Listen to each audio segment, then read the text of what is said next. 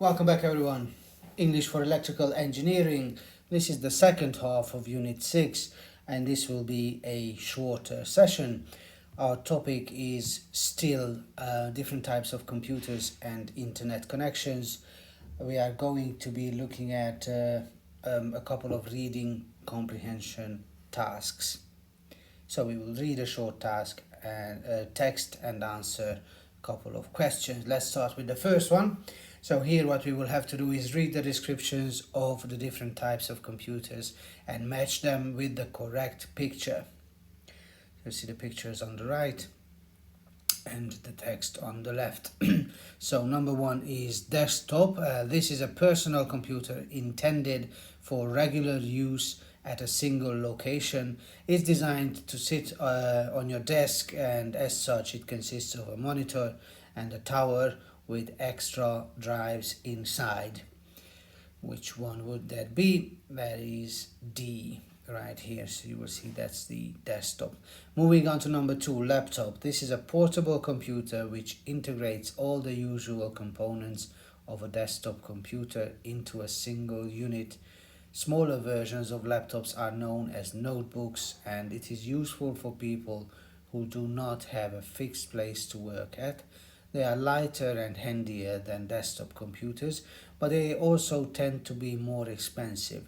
They require an expensive battery that needs to be recharged quite often. So laptop would be E right here. Netbook is a portable computer with limited capabilities as compared to standard laptops. It is smaller and lighter, but it also has less processing power than a full-size laptop. It is useful for people who don't have a fixed place to work at, or those who travel but still need to surf the internet. They use a battery which needs to be recharged often, so quite a few similarities to laptops. A couple of similarities there. This will be A. As you will see, it is a bit smaller and more compact as compared to a laptop. Right, two more paragraphs here for us. Palm top is the first one on our next page. This is a small portable computer designed to have large amounts of information close at hand.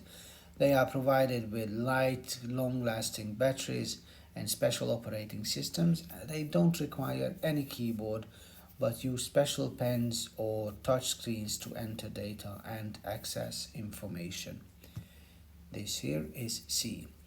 And the last is the mainframe, a very large and expensive computer capable of supporting thousands of users at the same time. For this reason, it is used in businesses and it's the center of computer networks. These supercomputers, which are usually as big as a large refrigerator, are the most powerful and expensive ones, and they are used for jobs which require enormous amounts of calculations, such as weather forecasting, engineering, design, and economic data processing. Picture B. Right. So there we go. We can skip this task right here. We've got the internet, couple of questions and answers about the internet. We are not going to focus on that. We will quickly move on to our next text right here. Okay, so here we will read our second text, and this is about different types of internet connections, and we will have to match the words in the box with the correct definition. Okay, so here we got DSL, wireless, satellite, cable, and dial-up. Number one, it is used to be the most common way to access the internet. This type of connection requires you to use a landline telephone connection and a modem connected to your computer. To establish the connection, you must dial a telephone number provided by the ISP. Nowadays, it represents the cheapest, but at the same time the slowest way to connect to the internet. Another disadvantage of this type of connection is that you cannot make or receive phone calls while connected to the internet. And this is the dial-up.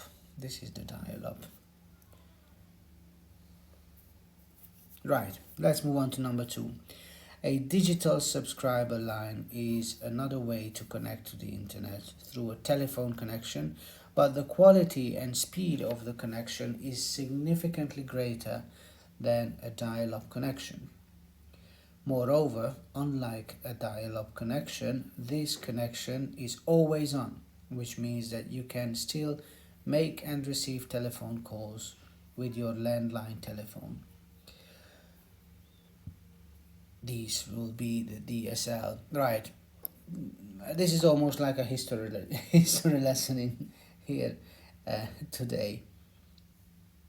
Okay, like, can you imagine no mobile phones, and you were either online checking something on the internet, or you could make a phone call, but you could not do both at the same time.